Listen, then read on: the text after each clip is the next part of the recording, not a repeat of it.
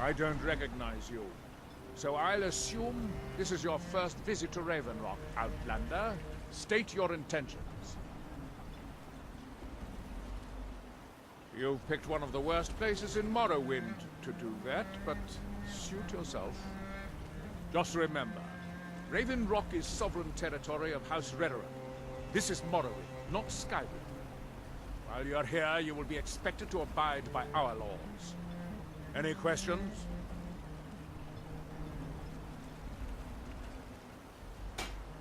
Raven Rock started out as an Imperial settlement. The Empire decided to abandon it, just as my people were first setting foot here. They left the town shambles. But when House Redoran took over, we turned it around and it became ours. And even if it's been a struggle to make this island livable, we're proud to call it home. Remember, we're watching you. Giolon, I was starting to wonder what happened. Fleet's Journal. Sadri has informants in Raven Rock who expressed a willingness to assist me. At this point, I simply need to remain out of sight. Eventually, this assassin will come for me, and it is imperative that I'm ready when she arrives to complete her task. Raven Rock is firmly under the control of House Redoran, so I am told. It would be considered a serious political misstep for the Thalmor to come here in force, and could be enough to provoke a wider conflict. A conflict that the Altmeri Dominion does not currently need. This should allow me to hide and focus exclusively on the identification of this Bosmer assassin. This has worked out well for me so far, but it is not without cost. It would seem that I have a reputation among the Dunmer of Windhelm, and they have promised my services to House Redoran as payment for giving me refuge. My contact is a man named Geldis Sadri. Apparently, he's very well connected and will serve as my agent while I'm in Raven Rock.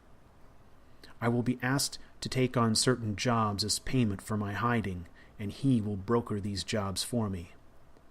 I am to find him at the Retching Netch, and by way of a code, identify myself to him by asking about the name of his infernal inn.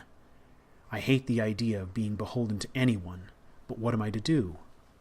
It will be a small price to pay for the opportunity to deal with my pursuers. Welcome, dear viewers, to CouchWarrior TV on YouTube. I'm the CouchWarrior, and you're watching Erinyes Arcana, a Skyrim Let's Play. Welcome, ladies and gentlemen, to Chapter 13, Part 1. The title of this chapter is The Devil Makes Work. Welcome to the Retching Netch Corner Club, home of the finest Sioux jammer that will ever grace your lips. Welcome to the Retching Netch, Outlander. What can I get you? Heard any rumors lately? I heard crazy old Cressius has been sneaking into Raven Rock mine again. At his age, he's going to get himself killed in there. Okay. There's actually a funny story behind the name, friend. We're going to ask him about the A few name of years his inn. ago, I was walking down by the docks, and I noticed a Dunmer That is staggering essentially along the with a code bottle of Sioux jammer in hand.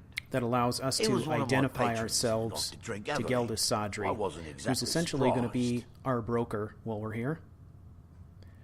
Doesn't sound unusual. Ah, but you see, this particular Dunmer was as naked as the day he was born, and singing badly at the top of his lungs. As I'm watching this spectacle, a netch floats over the bulwark towards him. The man looks straight up at the netch, yells, "Have a drink," and tosses the bottle. And it never hit the ground. What did the Netch do? Well, the bottle broke on the netch, and it must have swallowed its contents because it started floating sort of tilted. Finally, it stopped and began to quiver. A few moments later, the foulest liquid to ever assail your nostrils spewed from its maw. I've seen plenty of drunks in me day, and I'll tell you right now, That Aye. bitch was sick. Well, that sounds pretty disgusting. Now I get it. True story, friend. True story. Alright. Any more rumors? Coast has been dangerous lately. Lot of reavers about. I've heard they're searching for the treasure of Arcane Deathbrand, the Pirate King. Pirate King, Dangerous Coast. Let's get a room. Sure thing. It's yours for a day. We'll have to make this place kind of our base of I'll show you operations to for your now. room. Right this way.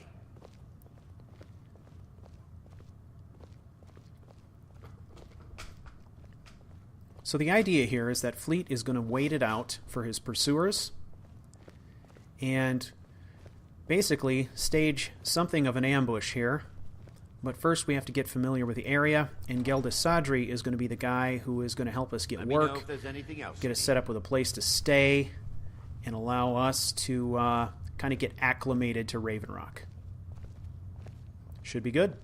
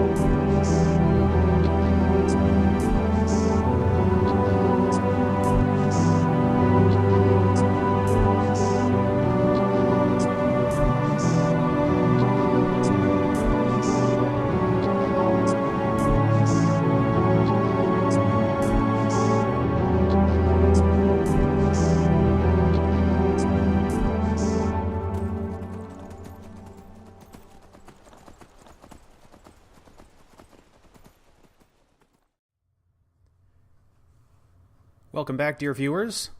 We are in the Retching Niche. We are going to get some sleep, and then we are going to go out on the town a little bit later here. Try to meet some of the locals. 8 hours ought to do it.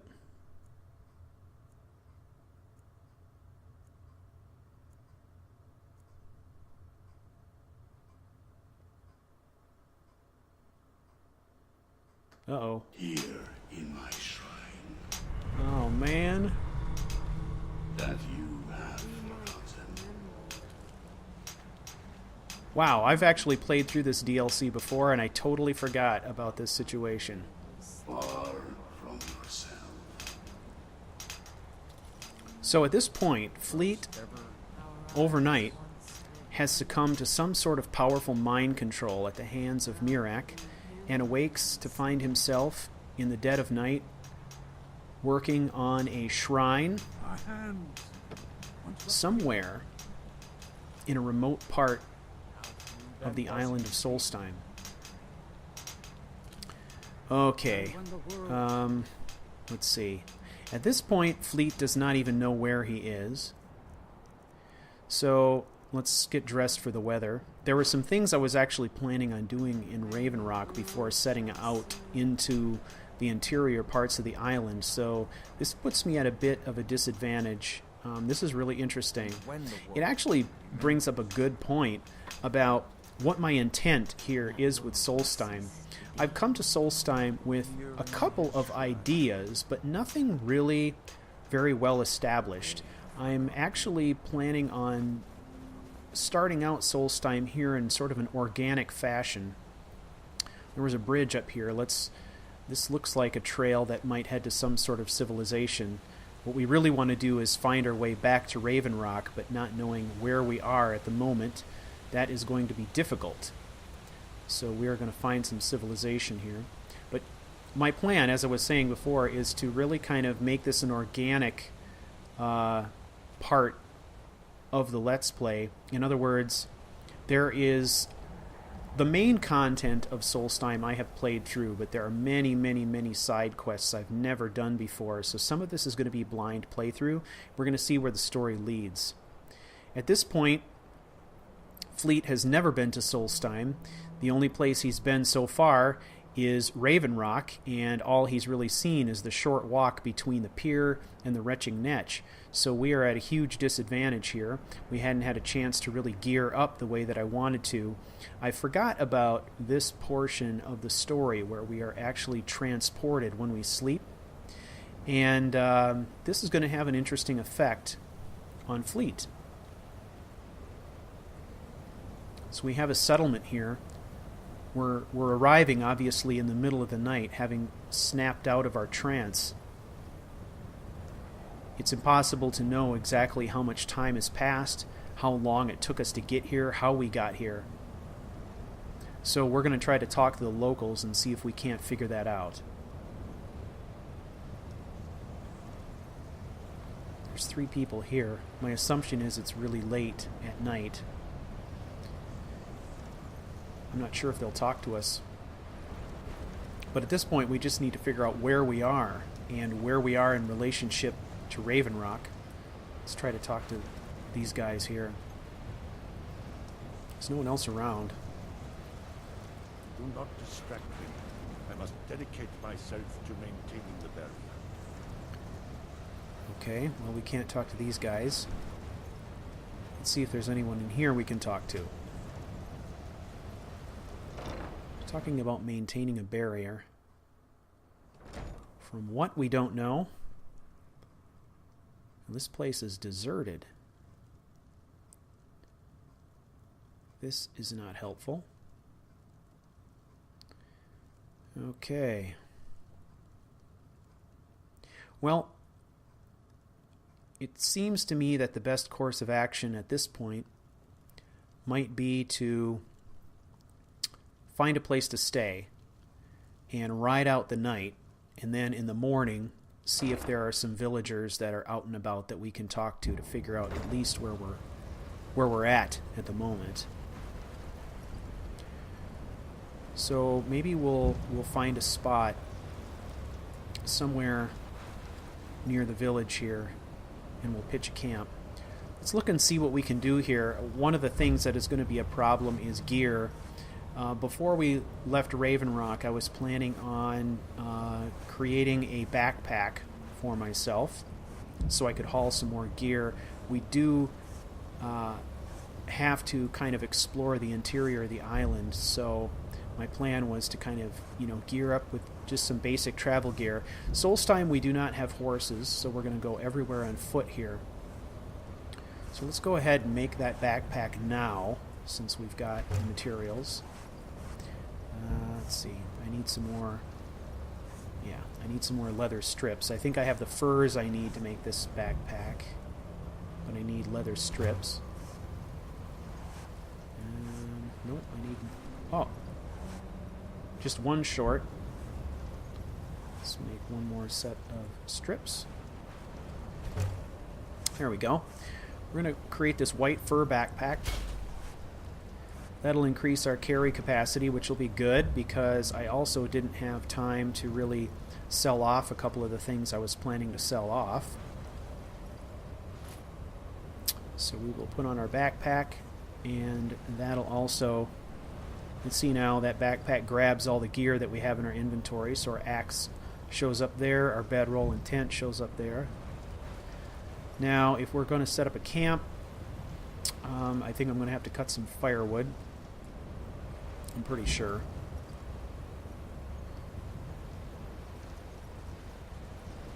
But I saw a chopping block over there, so This looks like a good place here, relatively flat.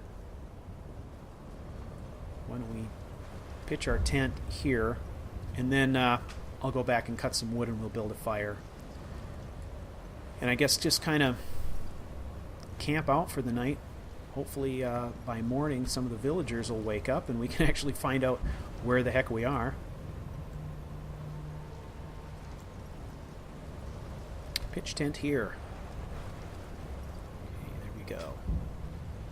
Now what I want to do is build a fire that's close enough to the tent that will benefit from the warmth. But I need the firewood first. So let us cut some firewood. I want to thank everybody for coming back for episode 88.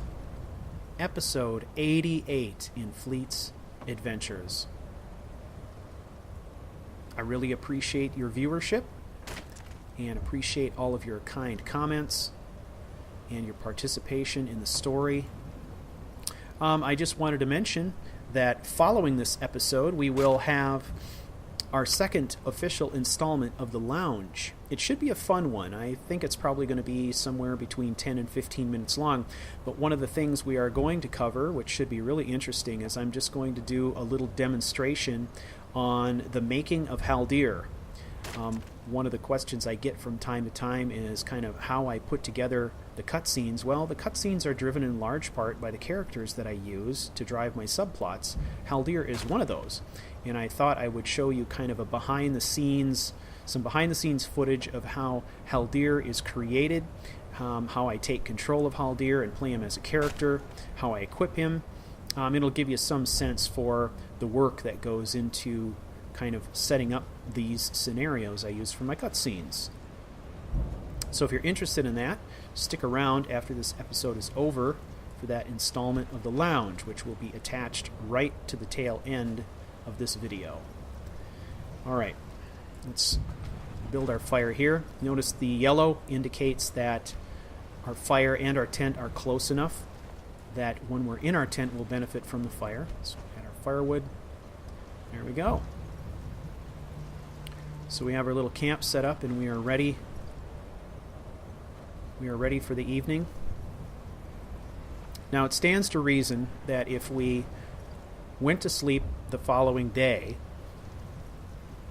assuming only one day has passed, and that somehow we got up during the night and wandered to some remote part of Solstheim and spent a good portion of time working on whatever this monument was, or shrine, or whatever it is, that we haven't gotten a lot of sleep. So at this point, I believe that our protagonist Fleet is going to be exhausted. So we will go ahead and get a little rest.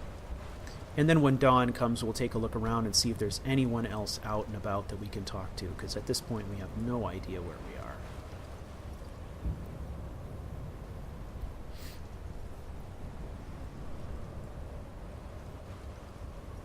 So at this point, I am taking advantage of Frostfall. It's allowing me to do my camping. It's also what has allowed me to craft the backpack. The backpack actually comes with Frostfall. It's probably worth mentioning at this point kind of what my philosophy is when it comes to working with Frostfall. I love the idea of Frostfall and mods like it that are designed to enhance immersion. And as a player, when I'm just playing for my own enjoyment, I love using mods like Frostfall and Cold and Wet and diseases and all that kind of stuff, realistic diseases. However, I find when I'm actually constructing a Let's Play and I'm trying to tell a story, that mods like that can sometimes be very disruptive. And what I mean by that is, you get immersed in the story, you're moving along through a storyline, you have people engaged, and then suddenly everything comes to a halt while you're struggling to try to figure out why your movement rate is halved, or why you're not as effective a fighter as you would normally be, or you spend an inordinate amount of time in trying to tell a tale but sidetracked with trying to find firewood or things like that. It can have the effect of actually adding 15, 20, sometimes 30 minutes of additional footage to an episode that you weren't necessarily planning on from the start. So it becomes kind of a royal pain sometimes. So what I'm doing is I'm using Frostfall, but I've set it so that it's at its most mild settings. Now what that basically means is that exposure is not going to kill Fleet, but it could be a hindrance in certain circumstances. So I still have to be careful, but it's not set to the point where it's just going to bring gameplay to a dead stop or cause our protagonist to just keel over dead if things get too cold. So that's kind of how I'm striking a balance here. Now, one of the things I want to do is kill some time doing some enchanting. However, it seems kind of weird to set this up outside. Let's cancel this. I'm going to see if I can set it up in this lodge. Something tells me I can't, but it's worth a try. It seems like it would be more realistic that we would try to set it up here. So I'm going to my enchanting supplies. I've gathered all the supplies I need to make this work. I'm going to deploy it. Yeah, look at that. See where it shows up red? That means it's not an option for me to deploy my enchanter's circle in this area. And I'm guessing, yeah, it's not officially an encampment.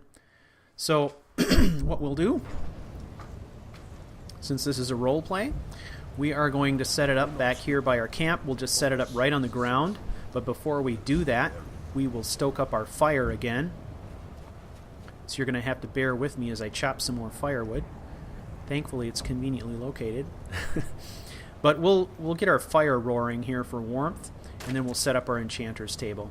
I have a black soul gem, either a black soul gem or a grand soul gem, burning a hole in my backpack at this point. And I thought it would be good, since we haven't done this yet, to enchant either the gauntlets or boots, so that we have some added benefits.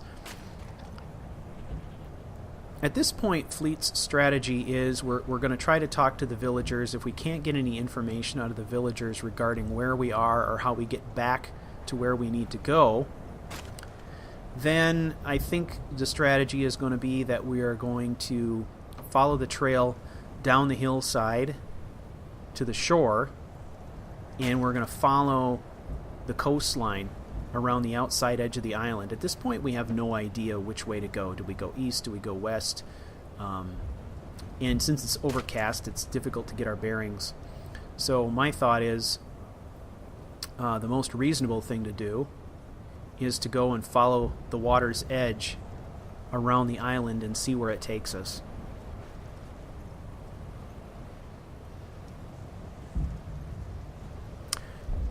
What we do know is that Raven Rock is a coastal town, so it stands to reason that if we follow the water line, we'll get there eventually. Let's add our firewood, build up our fire again. Now we're going to deploy our Enchanter's Circle. The Enchanter's Circle requirements for making this is another function of Frostfall. It's camping gear, basically. You need a troll skull, you need a flawless amethyst, and what is the other ingredient? I want to say maybe it was troll fat or something like that. That might be what you make the candles with. But once you have the supplies, you can deploy it. Now, in order to deploy this, you also need an ingredient in your inventory. You have to have bone meal in your inventory.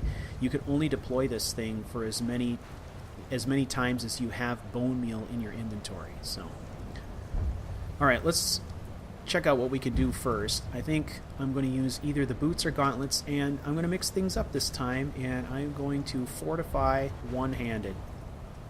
Yeah, we got one filled black soul gem.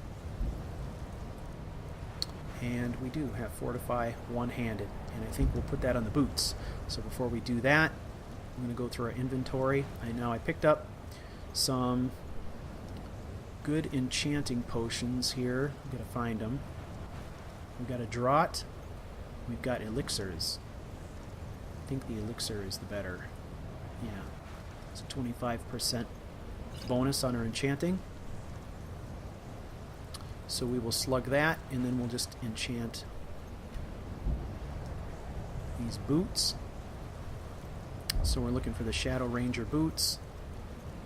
And we're going to do fortify one-handed. Black soul gem.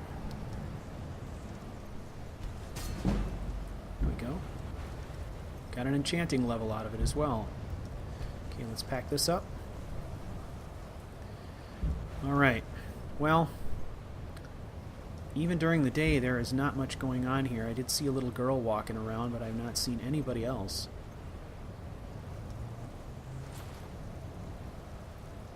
Now that fortify one-handed, of course, will help us with our sword play. It will not help us at all with our daggers, however. But we're going to mix it up a little bit. Now, I'm still undecided what I'm going to do with the gauntlets. We do not have the capacity to dual enchant anything yet. When we do get that, that's going to be a godsend. But for now, I kind of have to make a choice. So the gauntlets, it's either going to be, the double damage on sneak attacks, or it's going to be a fortify one-handed kind of thing.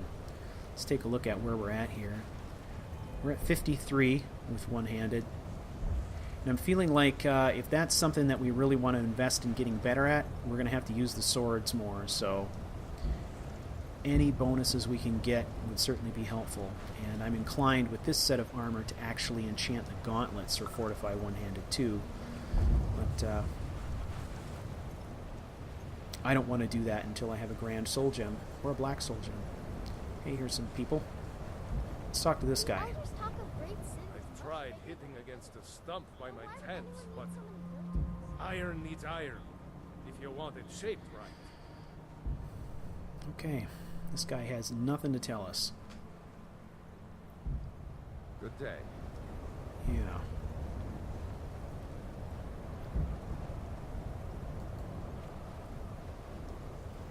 Where'd the little girl go? Oh, there she is. I want to be Hey. a great hunter like Wolf. I practice stalking prey on the rabbits and foxes in the woods. Well, Bye. I don't think we're going to get any information here, so we're going to have to go to Plan B. So let's pack up our tent, break our camp, and let's head down to the water. See if we can't follow the coastline around.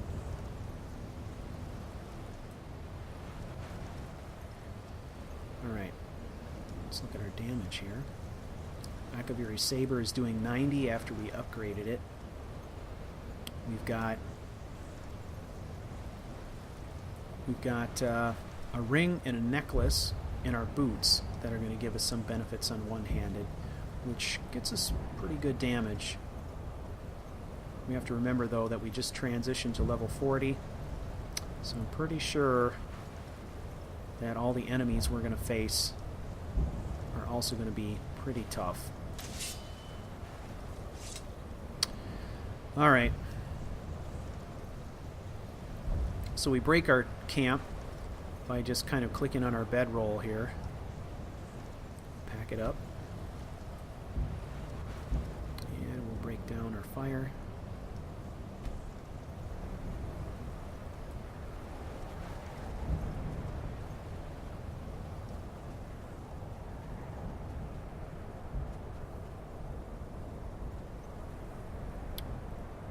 You know, I think this other path that we were camped on might be a more direct route down to the water. So let's do that. Let's go down this way. So at this point, Fleet is he's really confused and disoriented. he's been put under some type of spell, which basically took him out in the dead of night, and he's wandered out into the middle of the wilderness. We don't know where we are. We've got to find our way back to Raven Rock. That's currently our goal. So it'll be interesting to see what we run into along the way. We are going to go with a bound bow. We've left all of our old gear behind us, so we have our sword, our Akaviri saber, and our short saber. And then we've got a bound bow, and of course our old standby, our Aura Whisper Shout.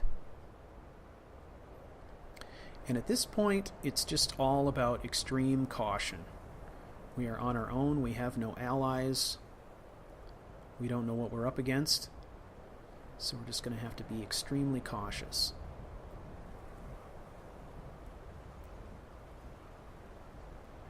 So we will be adopting some of the same tried and true techniques we used at very low level. Drawing on our roots as a huntsman. We're going to stay in stealth mode, and we're going to move like a shadow across the landscape, doing everything we can to stay alive. Come on, give me that. Stay out of trouble.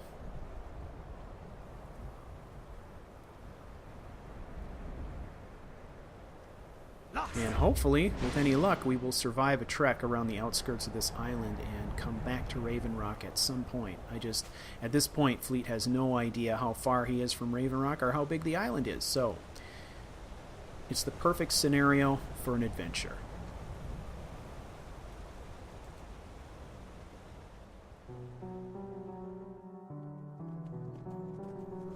Haldir's journal. That was Littlefeather on the road. I would recognize him anywhere. He seemed to panic when he saw me. For a moment, I thought he might come back. He stopped and appeared to consider the idea, but then ran. Why would he run? He knew it was me. Our eyes met, and he looked like he was afraid or in pain. What's happening to the boy? Delphine says she last saw him in Kinesgrove. She also claims he's the Dragonborn. Fleet? The Dragonborn? By the gods! Delphine was reluctant to tell me anything about him. I'm guessing she has plans for him. For years there have been rumors that she's one of the Lost Blades. Her body language was obvious. She plans to use him. I will go to Windhelm and talk to my contacts. Damn! If only I'd had a horse, I would have chased him down.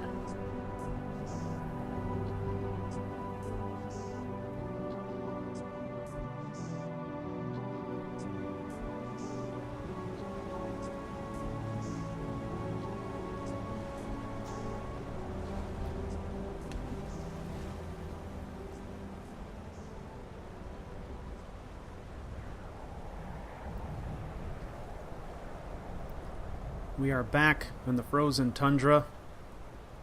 The island of Solstheim. Looks like we have some kind of encampment here of bandits. There's really no need to provoke them.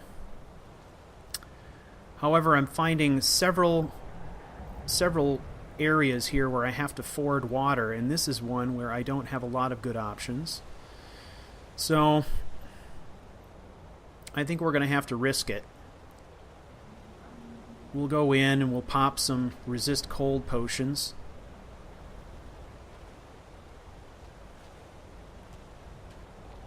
I'm going for expediency here. I could have gone inland and tried to find a place to cross above the falls, but I'm interested in trying to stay as close to the coastline as I can, so I'm reluctant to wander too far from the water at this point. Let's see. We've got tons of resist frost. What's the best we can do here? 27%, 20%, 30%, 33, 37. We'll do 37.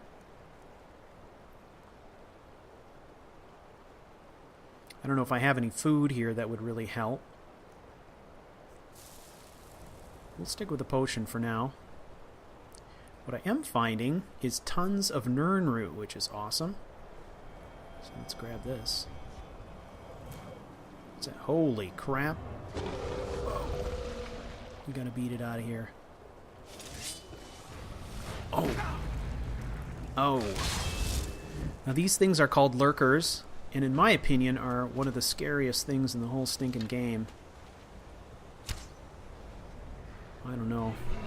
I don't know. We're gonna beat it out of here. Back across the water. We're gonna put some water between us and him. I'm hoping that'll help. Ooh. Nasty.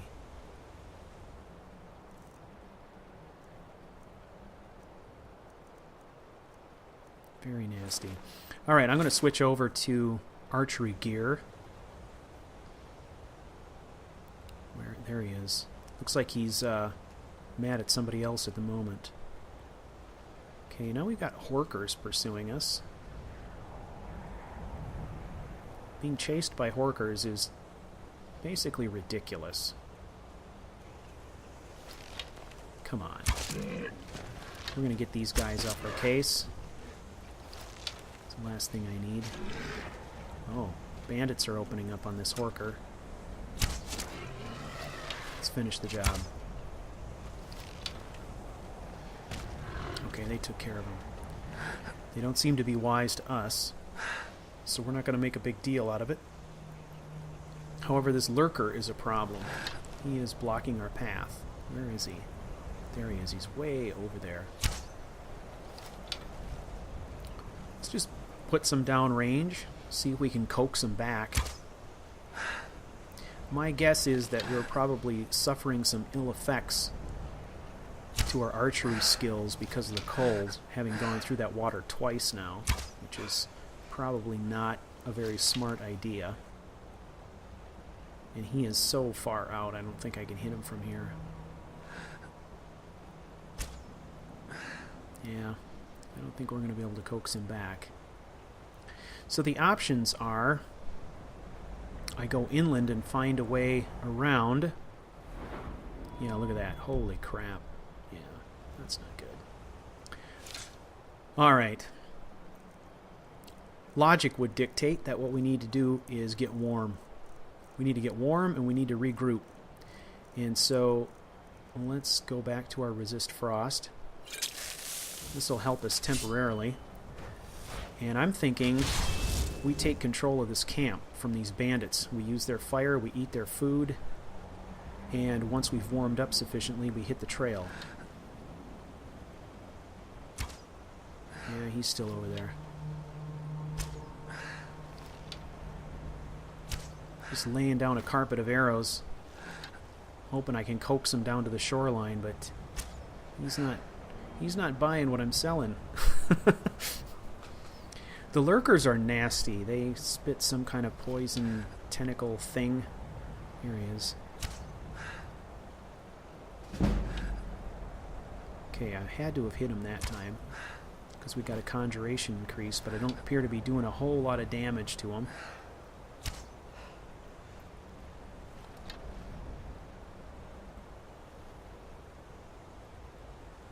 Come on, where are you? He's in the trees. He's moving a lot. He's a big target, but surprisingly difficult for me to hit at the moment. Yeah, come on down here. I don't seem to be getting any arrows on target with this guy, so we might have to cut our losses with him. Alright. Well, I think at this point it's about survival. I don't think we can reasonably take on a lurker in our path without being at full strength, so I am going to usurp this bandit camp for our own purposes. So that must be the chief. Let's take out the archer. Okay, let's get the chief. Here we go. Come on, one more. Hold still. Alright. Now we got a mage left.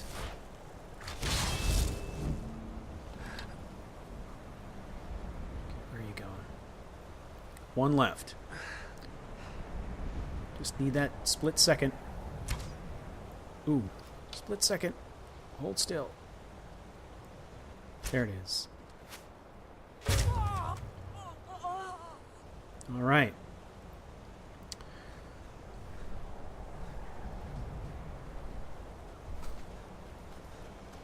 Well, that's positive. That's positive. Another Nern root. Hey, clams. Alright, let's see if we can hop these rocks across here. Try to stay at least a little bit drier than we were. Alright. Well, we can loot these guys. We can use their campfire. We can hang out here. This will get us some food. We'll get warm. We'll get dry. And then we'll make a new plan. I think once we're at full strength, we might be able to shoot all the way across that water and hit that lurker. I don't know if it's because I'm taking a hit on my skills. We got a chest too. Because I'm taking a hit on my skills that I can't hit him, or what? I don't know. So I think best thing for us is going to be at full strength. So we're going to go to survival skills here.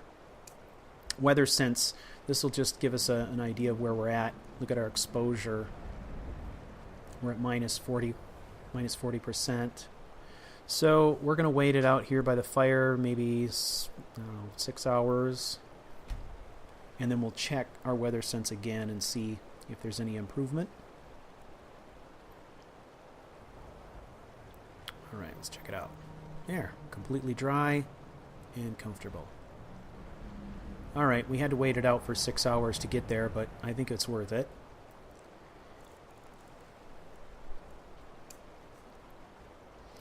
Now, let's see what we've got here.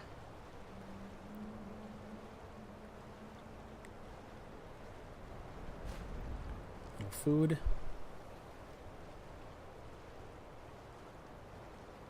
Here's the chief. Oh, he's a pirate captain. Deathbrand treasure map. Excellent. Some gold.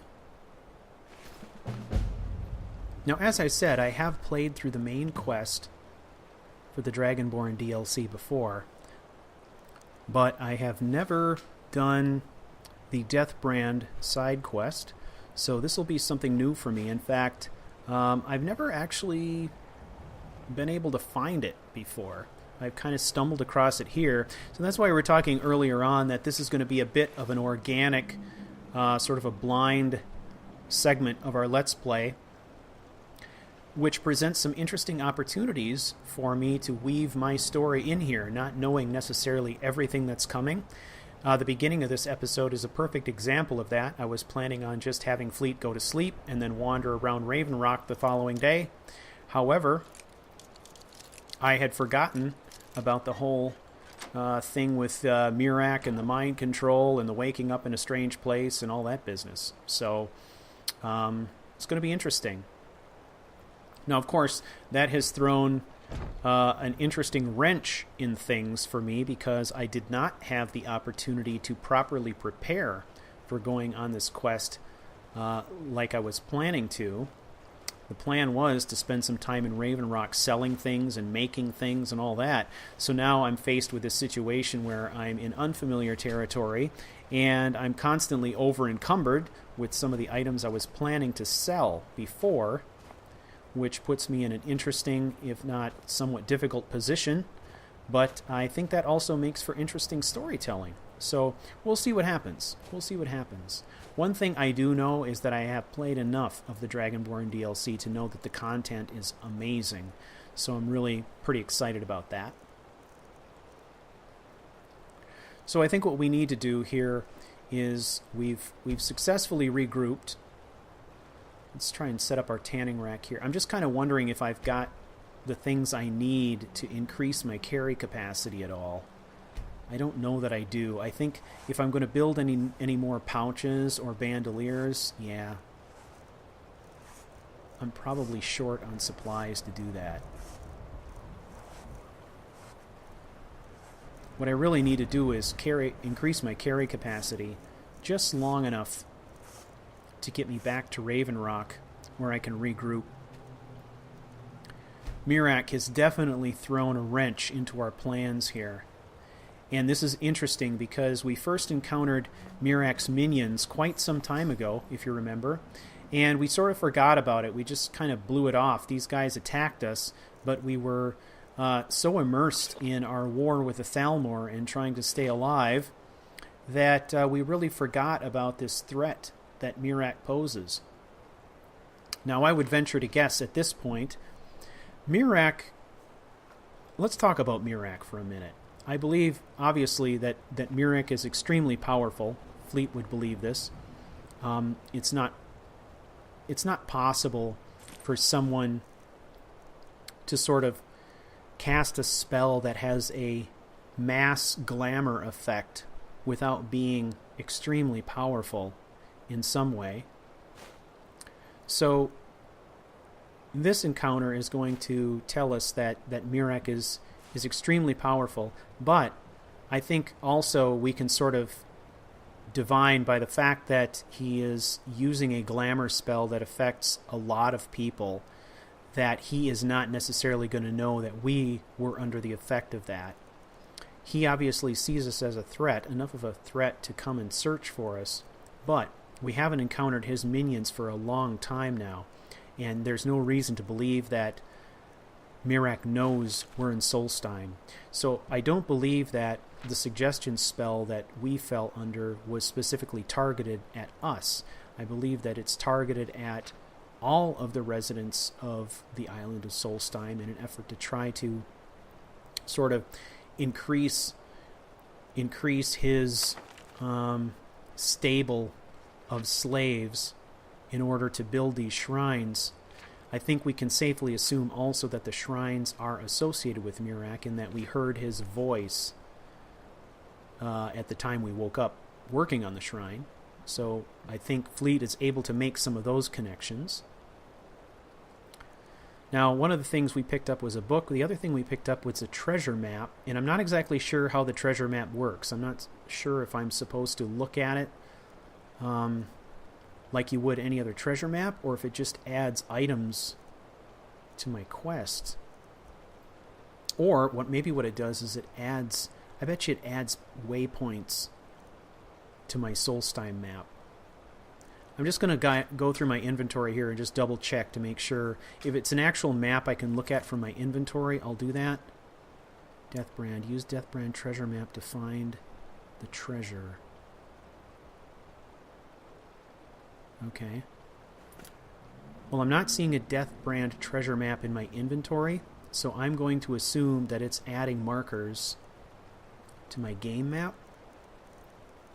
However, in the interest of roleplay, I'm not going to look at my game map because we are in the situation of not knowing exactly where we are in relationship to Raven Rock, and I want to keep it that way for role-playing purposes. Yeah, there's no map inside the book itself.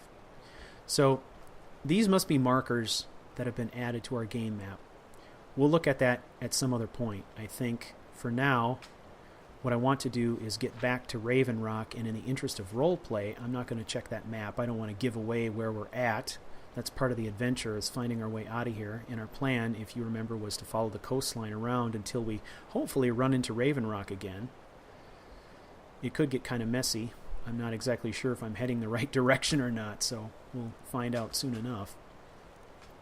I have no idea what the coastline's going to look like. So, yeah, there's definitely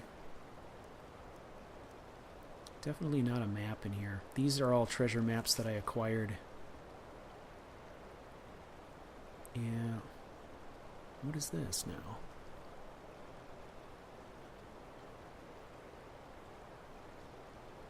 Okay, yeah, this is from Skyrim. This is from Skyrim.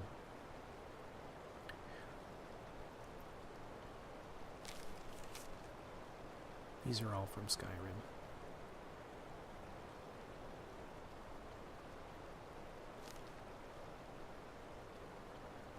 Haven't really had any time to do treasure hunting. Have to make a point of doing that.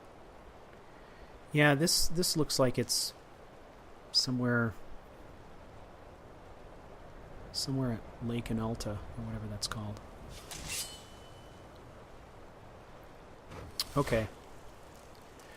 Well, moving on. We have recovered. Now let's go down to the end of this point. Let's see how close we can get to this lurker. If I can, I'm going to take him out from here. Let's wake him up. Just need him to hold still.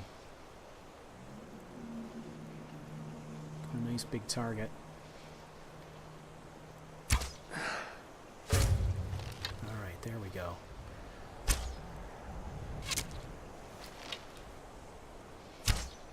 We've gotten sort of accustomed to having our 6 times surprise damage, so going back to triple damage on the bow is interesting. It's always tempting. It's always tempting to set up those gauntlets with the sabotage enchantment. But I'm trying to hold off, thinking I may use the one-handed. I don't know, we'll see. Come on now, I need this guy to come out where I can see him.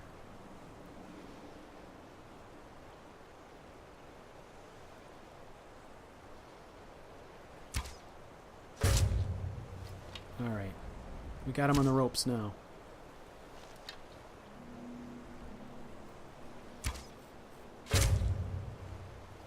Alright, he's almost down. I don't know if I can hit him over this hill. I really do not want to approach until he's good and dead. Okay, he's back up. There we go. Lay down. Big ugly bastard. Alright.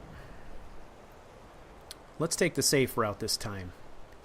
We're not going to cross that water. We're going to have to go inland. We'll go to the top of the falls and we'll find a safe place across where we can get across the river without getting wet.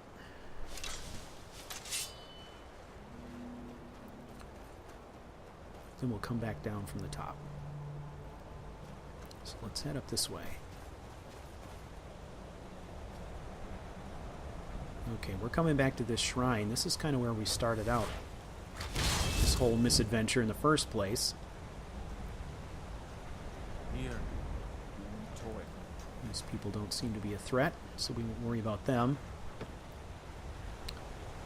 We need a crossing point. That doesn't look very hospitable. That looks like a death trap. Let's try going up one more level. Go up over the upper falls. Speaking of upper falls, I spent some time this week. I took some vacation time from work and I went with a family up to the Arrowhead of Minnesota along the north shore of Lake Superior. I have some photos from that trip that I may share with you on the Facebook page, and the reason for that is it's remarkable how much the Arrowhead, or the northern coast there of Lake Superior, looks like the Rift. It's unbelievable. Birch, fir, jack pine, all growing out of these huge, dark outcroppings of granite, huge granite cliffs down to the lakeside. Every time I look at it, I think of the Rift. So I'll let you be the judge. I took some photos from the trail and along the shoreline there. I'll put some up on the Facebook page for you to take a look at, but it's kind of amazing. All right. Here we go. Where are you? Let's play it safe. I don't know if there's any other threats around here. But if they're even half as nasty as a lurker, I want to be ready for it. Look at all these arrows.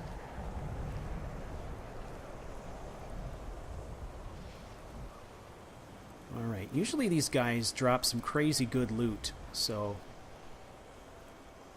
let's get down in here and have a look. God, there's so much Nirnroot here. It's a bonanza of Nirnroot. Here we go. Oh yeah, look at that. Lots of gold. Wow. Awesome. Awesome, ladies and gentlemen. Well, I hope that you will all join me for the Lounge After Show immediately following this episode. Episode 88, Chapter 13, Part 1. Part 1 in our chapter called The Devil Makes Work. And I want to thank you all. For joining me for another episode. And until next time, may all that you do be swift, quiet, and deadly. And to all Skyrim assassins, I salute you. Silence is our battle cry.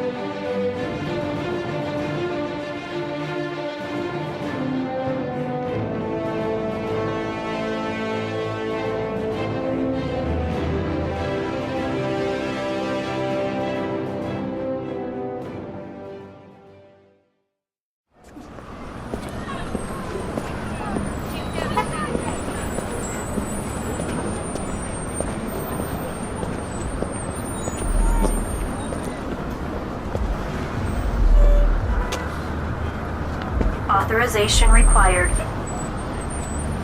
CouchWarrior.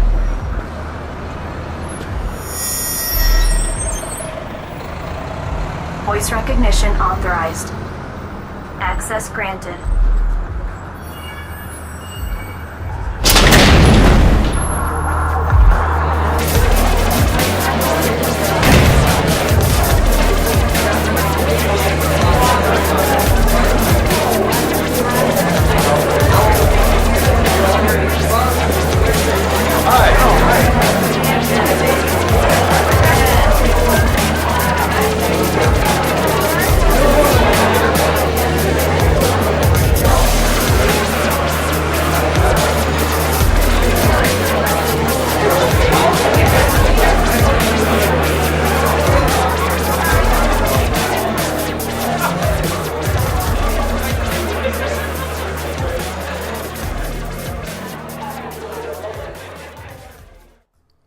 Hey, ladies and gentlemen, welcome to the lounge.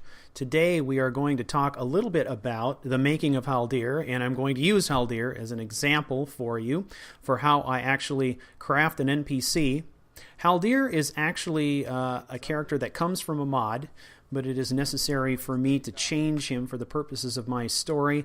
I gear him up. I change the way he looks a little bit, and this will kind of give you a sense for how I go about doing this.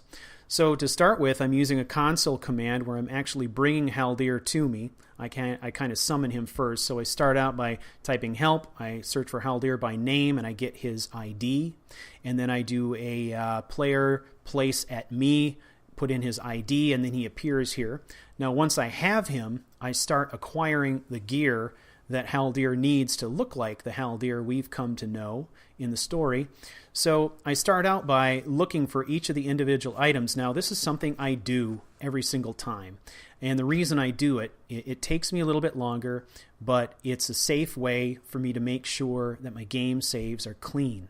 So generally speaking, I do not make any game saves during this process. I will do a quick save now and again, just to make sure that if the game crashes, I'm still able to come back and get my footage or take another shot at it. But the process is just dicey enough that I don't make any game saves, no official game saves while I'm doing this. So I kind of commit to memory what the character needs in his inventory, and I go out and get it each time. So here what I'm doing is I know that Haldir wears leather gloves, so I do a search. Basically, I'm saying, using console command help, and I'm looking for gloves, looking for the right set of gloves. I look for the monk robes with a hood. I know he wears the mage backpack. I know he carries a Nordic sword, and I know that he has a walking stick. So I will go ahead and figure out what the IDs are for all of these things individually, and then add them to my own inventory. So that's what I'm doing here. Here for the Nordic sword, basically it's kicking out a whole bunch of different Nordic sword options. These are pre-enchanted swords from the game. Really what I'm interested in is the look of the sword. I don't really care what enchantment is on it, so I will grab whichever one is convenient here. So now I should have, I think, most of what I need in my inventory. So now the key is to give it to Haldir. So at this point, I've summoned him. I've made him into a follower. And now I'm going to go into his inventory. Here I'm using the interface for amazing follower tweaks, and I'm enabling inventory. And then I'm going to go to his standard outfit. Now I'm looking at the items in his standard outfit. I'm going to remove anything that I don't want him to use. We'll just leave him with his boots for now. And then I'm going to give him the items I want him to have, which is this pair of leather gloves, his backpack, let's see, that sword, the walking stick, and then we've got the monk robes with a hood. Lead on, then. And there's Haldir. Now, it took me a few minutes to put them together, but it's a small price to pay in order to just be safe and make sure that I'm not doing anything crazy here that's going to affect the saved game for my primary storyline. Now, the next thing to do is I'm going to add a spell to my own inventory, which is called Control Ally, and this is part of the alternate actors spell. So I'm going to do player.add-spell. You can see that spell ID there, 39006EA4. I've added that spell to my own inventory. Now we're going to go and select it. Control Ally, and I am going to cast that on him. Now what this is going to do is it's basically going to transfer me, the player, over to Haldir, so that I will no longer be controlling Fleet, but be controlling Haldir. Now one of the things that you'll notice, so here is Fleet. Now we have the option to make Fleet our follower, but we're playing as Haldir. Now you'll notice that since we've taken over Haldir, one of the characteristics that he takes on is the face paint that was on Fleet previously. So now I've asked Fleet to wait, and my objective now is to go out and get my Haldir footage. So we go down and hop a horse. We get Haldir on our horse here, and off he goes. Now I'm essentially playing as Haldir. Now it looks simple, and it is, relatively speaking. But one of the issues that we can have with this is that the alternate actors mod, in my experience, has been very unpredictable and buggy. There are some characters that I absolutely cannot control. Valfar is one of those. I've had very, very limited success controlling Lydia as well, and I think it has something to do with the complexity of these characters. You know, what's going on with them under the hood, so to speak. So that has forced me into positions in the past where I've had to alter my plans, alter my storyline, because I know that my control over these characters with the mods I have available to me are severely limited. So you don't see many episodes where we're viewing the story from the perspective of Lydia or from the perspective of Valfar as a player character, because there are simply difficulties controlling them. So, you know, when I'm crafting my storylines and my plots, when I'm thinking about how I'm going to convey these to you, the viewer, I'm always having to think about what the limitations are of the tools that I'm using and how much time I want to waste trying to get the footage. So at this point, I'm simply recording footage of Haldir riding his horse, and then I will take this footage and I will use it as cutscenes to kind of break up our primary plot line. And you saw some of this footage in today's episode, in episode 88. In fact, I believe it started right about here when I kind of take Haldir into strafe mode here and I follow him on his horse. This is a great camera shot when on horseback. and I'll take this segment of footage and I'll put it in along with whatever music I need to set the mood or a journal entry. And there you have it.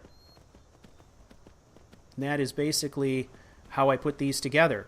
So then, of course, things change a little bit if I want to bring them in and use them actually as a follower. If I'm doing more than just capturing footage, then I can actually bring them in over, I'll go to whatever my latest reliable game save is for Fleet. I'll bring them in where I need them to be, and I'll bring them on as a follower.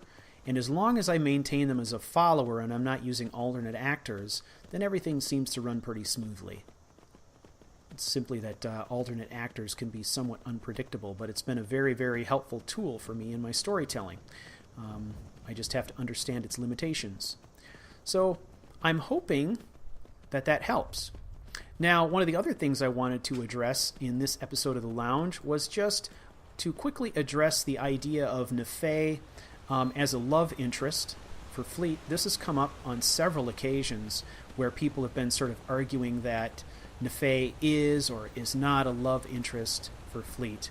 And I want to just kind of emphatically say that there may have been a period early on when there was a possibility that could have happened. But I think we're at a stage now in our character's development, Fleet's development specifically, where the idea of Nefei as a love interest just really isn't a possibility. And I say that for a couple of different reasons. There is an age difference between them, and more importantly, a maturity difference. Fleet has been around longer. He has much more life experience, and there's a significant difference in their temperament, which I think makes them incompatible in that way. So that's been kind of my approach where those two characters are concerned. So I'm hoping that helps somewhat clear the air on whether or not Nefei is a viable love interest for Fleet. I believe at this point in the character's development that she is not. I believe what they have is more of sort of a mentor-mentee type of relationship, or more of a father-daughter type of vibe going on that just makes that possibility completely unrealistic. And frankly, I think at this stage in the story, it might feel awfully weird. So, there you have it. Straight from the author's mouth. That's my opinion on that matter. I hope that helps, and I hope you've enjoyed this episode of The Lounge. I look forward to hitting you with episode 89 later this week, and look forward to seeing you all again in Skyrim very soon. See you later.